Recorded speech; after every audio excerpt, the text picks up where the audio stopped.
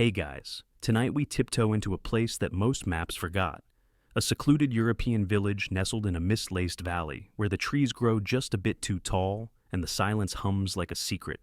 You're not here by accident. Something drew you in. Maybe it was the legend of the bell that tolls without a hand, or maybe it was the eerie story told to you by the old man with one milky eye on the train. Either way, you've arrived. The stone path beneath your feet feels ancient, etched with mossy runes and the footprints of those who came before, and maybe never left. You smell firewood and fennel on the air, but there's a coldness underneath, like a warning tucked behind the scent. And those windows? Shuttered. No faces peeking out, just the occasional flicker of candlelight, hinting that someone, or something, is watching you. You probably won't survive this. So, before you get comfortable, take a moment to like the video and subscribe, but only if you genuinely enjoy what I do here. Also, drop your location and local time in the comments, so we know who's watching and who's disappeared. Now, dim the lights, maybe turn on a fan for that soft background hum, and let's ease into tonight's journey together. You trudge forward, boots heavy with dew and dirt, down a road that winds like an afterthought. The village is called Elmbrook, or at least it was once. The wooden sign that once bore the name hangs by one rusted hinge, its letters almost completely scratched off. A local quirk, you guess, but your stomach knots anyway. Something about this place feels suspended, like time tiptoes rather than ticks. Ivy-choked homes lean slightly inwards, as if whispering to each other. Chickens cluck behind crooked fences, but no dogs bark, no laughter, no cars. You don't even see power lines. This village doesn't just look like the 1800s, it breathes like it. You're welcomed, if that's the word, by a young girl in a moss-green dress, barefoot, her hair tangled with twigs. She says nothing, but points to an inn at the edge of the village square. As she turns to walk away, you notice she has a key on a red ribbon around her neck. It swings gently, hypnotically, like a pendulum. Inside the inn, it's warm, too warm. The innkeeper, an older woman with coal-black eyes, barely looks at you as she gestures toward a room. The wallpaper is faded with the outline of crosses where crucifixes might have once hung. The mattress is stuffed with hay. A single candle waits for your hand, already lit. You lie down, but you don't sleep. Not really. The walls creak as if the house is stretching, and just before dawn, you hear it. The distant toll of a bell. Not rhythmic, not quite random. It chimes 4 times, then 5, then silence. At breakfast, nobody speaks of it. In fact, nobody speaks at all. You decide to walk. The cobbled paths snake behind homes and gardens, leading to a crooked wooden church with stained glass windows depicting a man with a twisted crown. Not quite Jesus. Not quite anyone you recognize. And in place of saints, wolves. Antlered women, a creature with moth wings for eyes. This church, you're told, is only opened when the moon permits. And wouldn't you know it? Tomorrow is the harvest moon. You meet a man tending a field of wilting cabbage. He speaks English with a thick dialect, and his eyes dart toward the forest as he talks. They say it began with the Black Death, he whispers. A pact to save the village. But the cost was... He trails off. Then he asks you a question you weren't prepared for. Did you bring a token? A token? What does that mean? He nods once, disappointed in your silence, and returns to his cabbage. That night, the bell rings again. This time, 9 times. You feel it in your chest, like a countdown. But to what? Here's a fact you might appreciate. During the actual Black Death in the 14th century, there were entire towns across Europe that vanished without a trace. Some were later found with tables set, fires burning, even warm food on the hearth, but no people. Historians blame mass panic and flight. Others aren't so sure. Anyway, in Elmbrook, they don't talk about history. They live it. The next morning, you wake to music, faint like it's underwater. You follow the sound to a procession. Villagers in ash-gray robes, heads bowed, walking barefoot through the square. At the front, a boy no older than 10 carries a lantern made of bone and glass. At the rear, 2 women swing censers that trail smoke thick with something oddly sweet. Juniper, maybe, or something less pleasant. They head toward the forest edge. Naturally, you follow, because you're clever like that. The trees grow denser, and soon you can't see the sky. just flickers of light on bark and the shuffle of feet ahead. And then you see it. An ancient stone circle, half collapsed, vines and moss claiming its edges. In the center stands a tall wooden effigy, horned, faceless, draped in scarlet cloth. The music stops, the villagers kneel, and then silence. You're not supposed to be here. That's the feeling crawling down your spine. One of the robed figures turns toward you. You recognize her. It's the girl with the red key. She smiles, and for a second, her eyes glow a soft, unnatural green. You run. Not dramatically, not screaming, just fast enough to convince yourself you're still in control.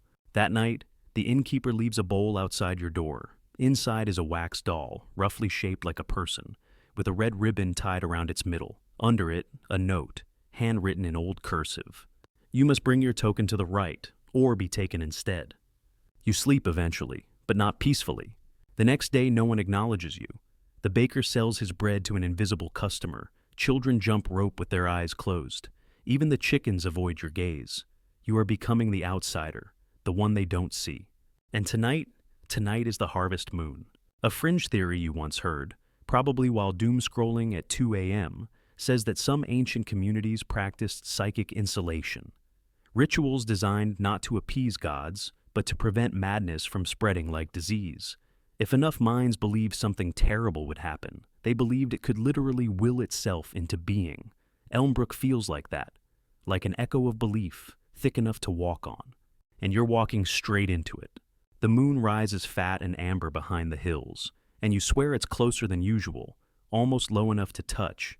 It casts a syrupy glow across the rooftops, warping shadows into slow, stretching fingers. The village square is transformed. Torches line the edges, crackling with greenish fire.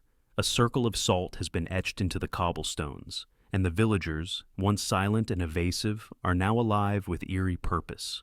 You clutch the wax token tighter in your hand. It's warm now, as if reacting to something unseen, or someone. The crowd parts, and the horned effigy from the woods is wheeled into the square, its cloth now dyed deeper crimson, almost black. The same children who once avoided your gaze now chant in a lilting cadence, a lullaby laced with something much older than childhood. You catch snippets. And the breath, seal the skin, let no memory wander in. Lovely. You consider backing away, running. But the moment you try, a tall figure in a silver mask appears beside you. He, or she, you can't tell, places a gloved hand on your shoulder, not threatening, but firm. The message is clear. You're part of this now. Villagers begin placing their tokens in a cauldron beside the effigy. Wax dolls, wooden carvings, feathers, locks of hair. You drop yours in because refusing seems unwise. The moment it touches the fire, the flames hiss and sputter. A breeze cuts through the square, bringing with it the unmistakable scent of lavender and decay. A bell tolls once, then again, 10 times. The masked figure raises both arms. The chanting stops. And then something absolutely bananas happens. The ground breathes, just a little, like a long exhale under your feet. No one else reacts. That's the worst part. A woman steps forward, elderly, skin like bark, wearing a robe stitched with teeth. Human, animal, don't ask. She begins to speak in a language that rattles in your bones. You understand none of it, and all of it. Her voice isn't loud, but it vibrates your thoughts loose, like shaking marbles in a jar. You feel every mistake you've ever made, every embarrassment, every regret swirl up to your eyes like tears. You're crying, quietly, and so is everyone else. They raise their arms, you raise yours. The effigy is set ablaze, and everyone begins to dance. That's not the right word. It's more like a synchronized twitch, like they're being puppeted. Limbs move too smoothly, too suddenly. Heads tilt in slow unison, and their eyes have gone entirely white, not rolled back. Just blank, like someone wiped the screen. You remember reading that in 1518, there was a real event called the Dancing Plague in Strasbourg. Dozens of people started dancing uncontrollably for days. Some danced themselves to death. Historians still argue whether it was mass hysteria, ergot, poisoning, or something stranger. You're now very much Team Stranger. Someone screams. a high-pitched, bone-dry shriek that doesn't belong to any one voice but seems to come from all mouths at once. You cover your ears, but it's inside your head. The torchlight spins, colors bending, faces twisting. You lock eyes with the little girl from before, the one with the red key, and for a moment, you see her as she truly is. Older, much older, a woman, then a corpse, then ash, then a girl again. You blink and she's gone. You're alone in the square.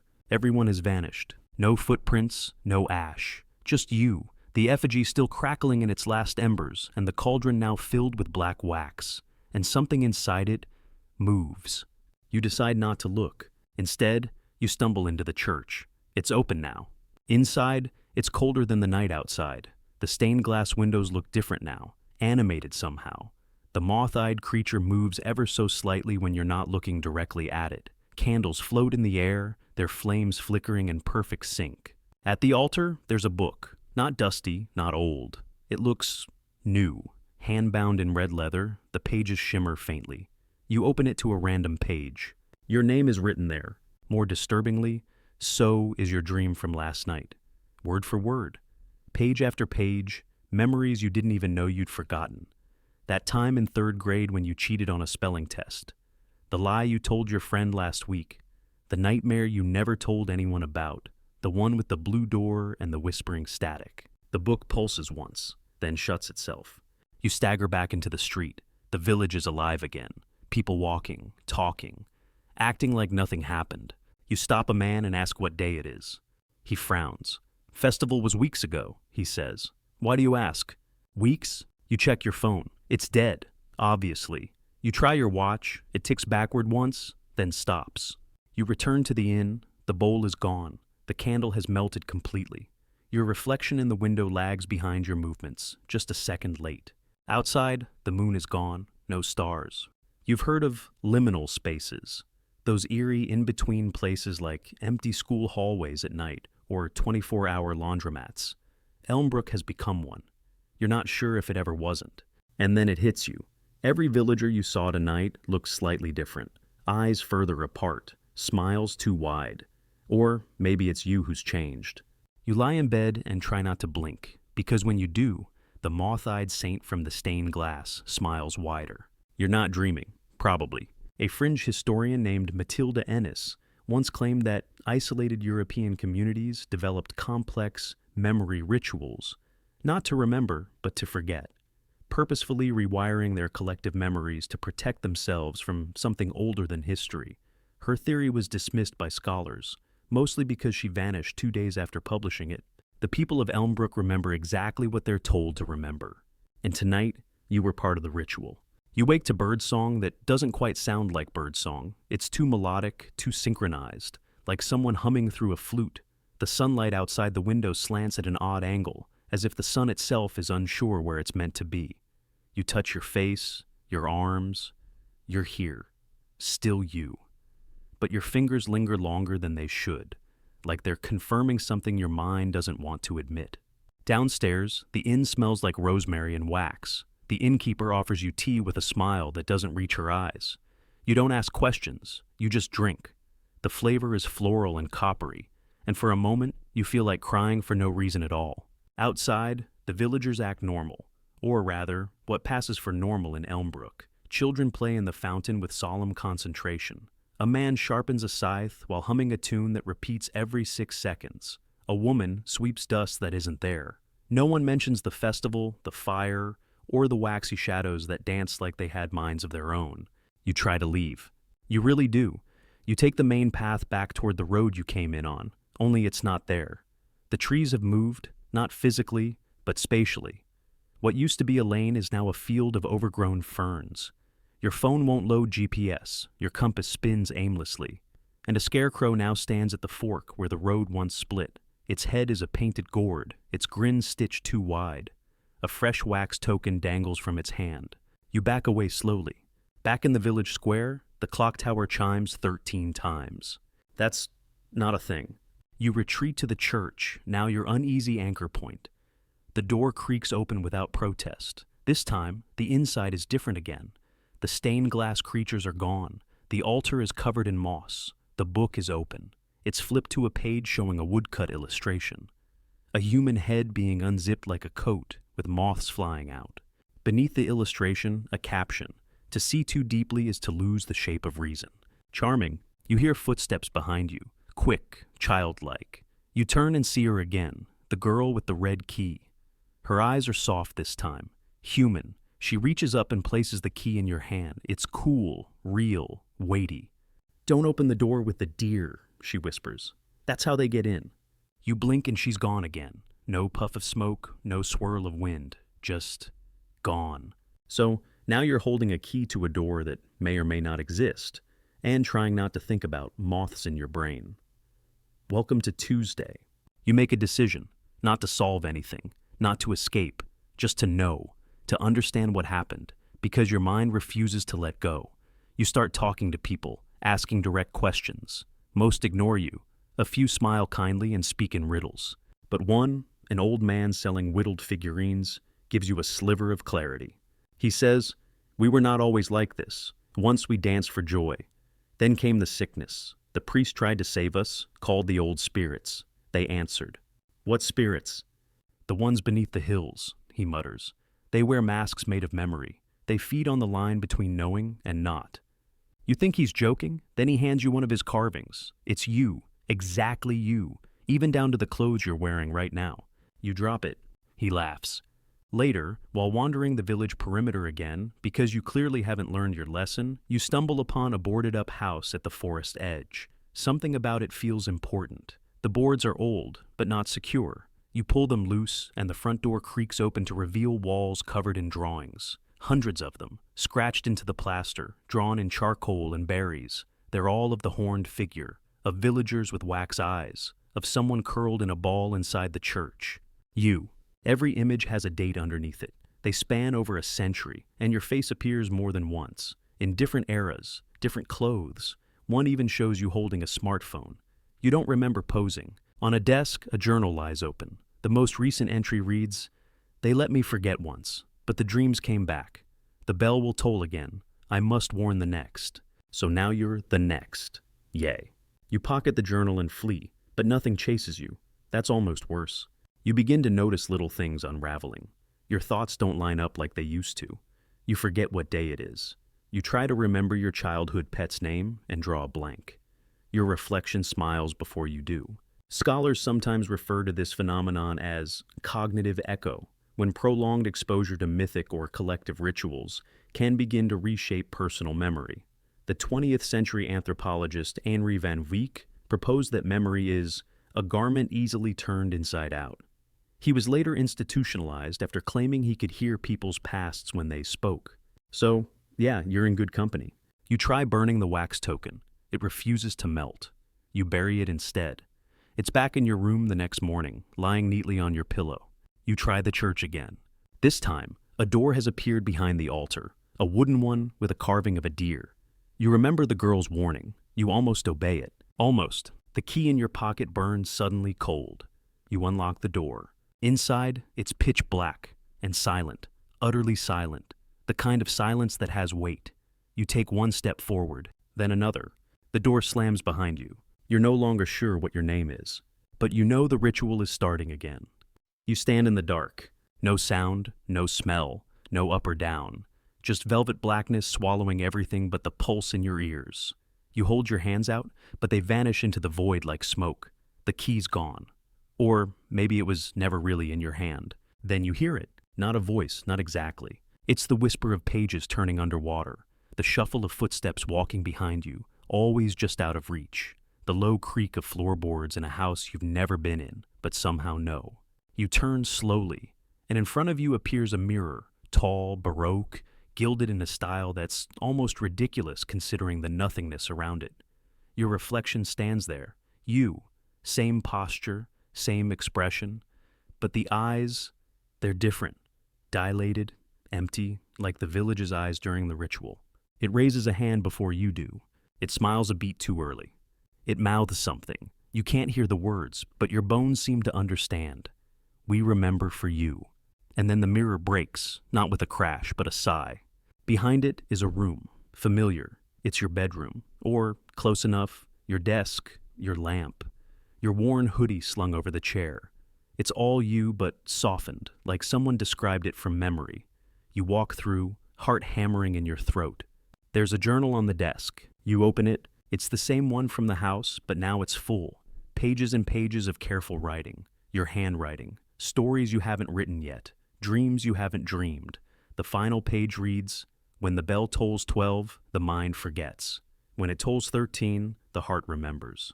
But when it tolls 14, the ink trails off. You hear a clock start ticking. You spin around. You're back in Elmbrook, the church, full of villagers. They're all watching you, faces calm, eyes blank. The priest from the woodcut, the one with the moth eyes, is standing behind the altar, hands raised. His robes ripple with memories, images flashing across the fabric like a projection. Your face, your dreams, your past birthdays, your search history. Yikes. He speaks. Let the vessel wake. And suddenly, the bell tolls again. 14 times. Each chime digs deeper. The first one takes your name. The second, your favorite smell. The third, your mother's voice. By the 7th, you can't remember what year it is. By the 11th, you forget what you're running from. By the 14th, you're smiling, just like them. Historians still argue whether the mind can truly overwrite itself through ritual and belief. Some suggest that deeply repetitive acts, like chanting, synchronized motion, or shared hallucination, can induce neural rewiring. Others call that pseudoscience. Those scholars never visited Elmbrook. Now you're among them, waking each day with a gentle smile, sweeping invisible dust, humming the lullaby whose words you don't quite know. You visit the scarecrow, offer it a token. You sit in the pew where someone once screamed. Sometimes you think you were someone else, but the thought vanishes before you can grab it. Until one day a traveler arrives, backpack, uncertain eyes, dust on their boots. They stop in front of the inn. You see them hesitate. You step forward, barefoot, and around your neck, swinging gently on a red ribbon, is a key. Wind down, 300 words. But now, let's step back from Elmbrook. Let's leave the stone streets behind. Let the mist roll away, and let the eerie silence be replaced by something softer, like the sound of your own breath rising and falling. You're safe. Your room is quiet, your blanket heavy and warm around you. Maybe your cat is curled near your feet. Maybe the fan is humming, giving you that steady rhythm your mind loves at this time of night. You've wandered through shadows and memory tonight, brushed up against the strange and the surreal. But you've made it back. Mostly. And even if there's a tiny part of your mind still echoing with bells or flickering with strange firelight, that's okay. It's only a story. A very old, very creaky, very whispered story. One that lives in that liminal space between what we know and what we wonder. So, let your eyes get heavy. Let that strange village dissolve into fog. And if, just before sleep, you hear a faint chime in the distance, 1, 2, maybe 3, it's just your mind remembering the tale. Not joining it, because you're here, right where you belong. And you're safe. For now. End of script. Sweet dreams.